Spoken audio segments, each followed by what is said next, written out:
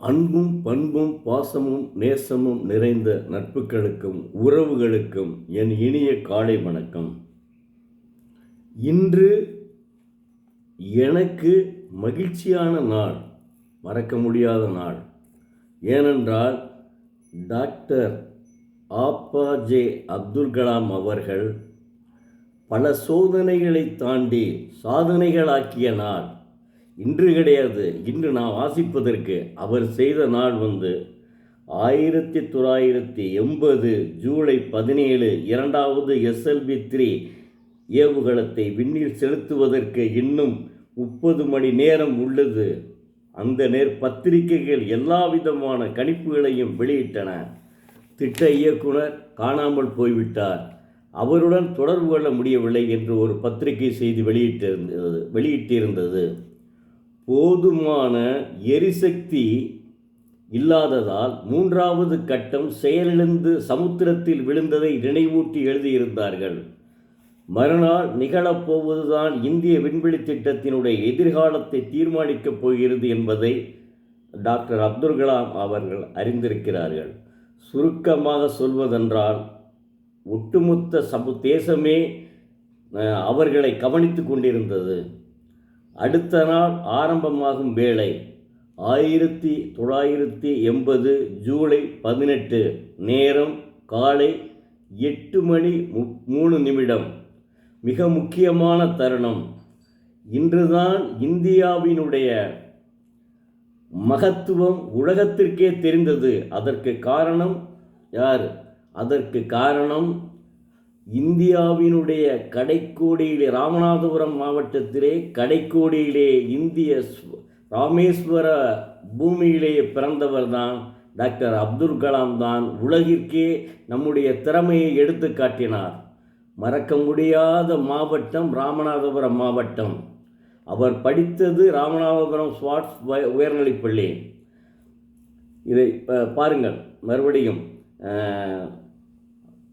அப்போது இந்தியாவினுடைய முதல் செயற்கைக்கோள் ஏவுகணம், அதாவது SLV ஷாரிலிருந்து விண்ணில் கிளம்பியது. டேக் ஆஃப் ஆன 600 நொடிகளுக்கு பிறகு அவர் கம்ப்யூட்டரை பார்த்தார்.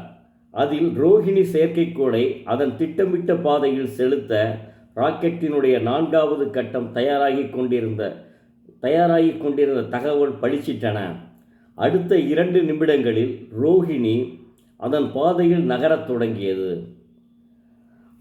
டாக்டர் அப்துல் கலாம் அவர்கள் சொல்லும்போது மகிழ்ச்சியாகவே இருக்கிறது. என் வாழ்க்கையிலேயே அதுவரை வெளியிட்டிராத மிக முக்கியமான வார்த்தைகளை கீச்சுக்குரலில் அப்போதுதான் பேசினேன் என்று சொல்லுகிறார். எல்லா நிலையங்களுக்கும் திட்ட இயக்குநரிடமிருந்து அழைப்பு. Mission director calling all stations. ஒரு முக்கிய அறிவிப்பாக காத்திருங்கள். திட்ட எதிர்பார்ப்புகளின்படி எல்லா கட்டங்களும் செயல்பட்டு விட்டன. ரோஹிணி செயற்கைக்கோளை அதன் திட்டமிட்ட பாதையில் தேவையான திசை வேகத்துடன் 4வது கட்ட மோட்டார் செலுத்தியுள்ளது. எங்கு பார்த்தாலும் மகிழ்ச்சி ஆரவாரம். பிளாக் ஹவுஸில் இருந்து அவர் வெளியே வந்ததும் ஆனந்தம் கரை புரண்டோட அவரது சகாக்கள் தங்கள் தோள்களில் அவரை தூக்கி கொண்டு ஊர்வலமாக வந்தார்கள். தேசம் முழுவதும் உற்சாக பரவசத்தில் மூழ்கி திளைத்தது. செயற்கைக்கோள் ஏவும் திறன் கொண்ட குறிப்பிட்ட சில நாடுகளினுடைய அணியில் இந்தியாவும் இடம்பெற்றது. செய்தித்தாள்கள் இந்த சாதனையை தலைப்புச் செய்தியாக வெளியிட்டன. வானொலியும் தொலைக்காட்சியும் சிறப்பு நிகழ்ச்சிகளை ஒளி பரப்பின. நாடாளுமன்றத்தில் மேஜையை தட்டி உறுப்பினர் மகிழ்ச்சி ஆரவாரம் செய்து பாராட்டினார்கள். ஒரு தேசிய கனவு அற்புதமாக நிறைவேறியது. அது மட்டுமல்லாமல் நமது தேசிய சரித்திரத்தின் மிக முக்கியமான ஒரு அத்தியாயம் மலர்ந்தது.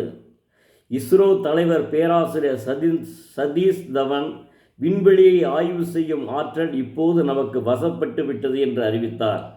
பிரதமர் இந்திரா காந்தி அவர்கள் தந்தி மூலம் வாழ்த்துக்களை அனுப்பினார்.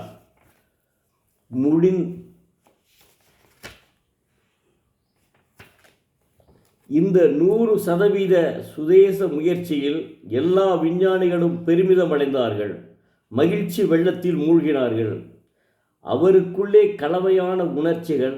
20 வருடங்களாக அவருக்கு போக்கு காட்டி வந்ததை வெற்றிகரமாக சாதித்ததில் சந்தோஷப்பட்டேன் என்கிறார். அன்று மாலை தாமதமாக விருந்து சாப்பிட்டோம் என்று அவர் சொல்கிறார். படிப்படியாக கொண்டாட ஆரவாரம் அடங்கி அமைதி நிலவியது. சக்தி முழுவதையும் இழந்தவனாக படுக்கையிலே சாய்ந்தார். திறந்த சாளரம் வழியாக மேகங்களுக்கு இடையே சந்திரன் தெரிந்தது. அன்று ஸ்ரீஹரிகோட்டா தீவில் நிலவிய உற்சாக மனநிலையை பிரதிபலிப்பது போல குழு குழு கடற்காற்று வீசிக்கொண்டிருந்தது. எவ்வளவு பெரிய சோதனைகளை தாண்டி சாதனைகளை படைத்துள்ளார் நம்முடைய முன்னாள் விஞ்ஞானி, இஸ்ரோ விஞ்ஞானி டாக்டர் அப்துல் கலாம் அவர்கள். அதற்கு பின் ஜனாதிபதியாகி ஆகினார். ராமநாதபுரம் மாவட்டத்திலே பிறந்தவர். ராமநாதபுரத்திலே ஸ்வாட்ஸ் உயர்நிலைப் பள்ளியிலே படித்தவர். எத்தனை சோதனைகளை கடந்தார். சோடியம் கலவையில் ஒரு நெற்றியில் இருந்த ஒரு வியர்வை விழுந்ததனால் அந்த பில்டிங்கே புகை மண்டலமாக காட்சியளித்தது, எரிந்தது. உடனே அவர் கூட வேலை பார்த்தவர் அவரை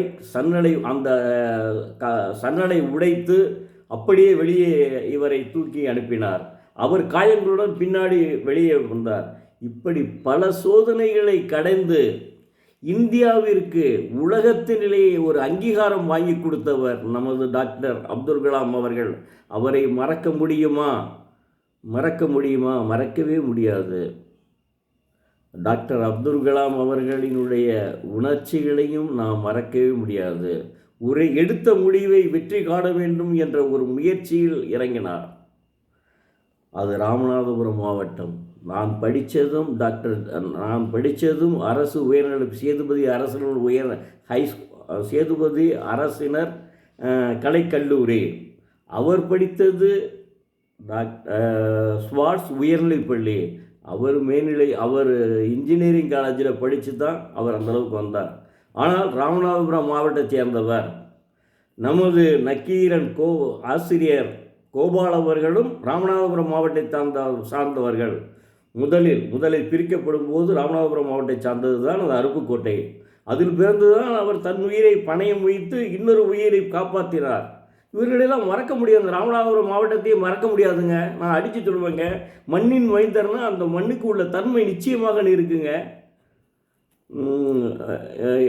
மீண்டும் நாளை பார்ப்போம். இப்போ நாம் சாதனைகளை அச்சீவ் பண்ணிவிட்டார் நமது அப்துல் கலாம். ஆனால் அவருக்கு வருத்தம் என்னன்னா, அவருடைய அப்பா இறந்து போய்விட்டார், அவருடைய அம்மா இறந்து போய்விட்டார், அவருடைய நண்பர் இறந்து போய்விட்டார். அவர்களெல்லாம் இதை பார்க்கவில்லையே என்று வருத்தப்படுகிறார். மிக்க நன்றி. நாளை மீண்டும் பார்ப்போம். தினமும் ஒரு திருக்குறள் படியுங்கள், அதன் வழி நடங்கள்.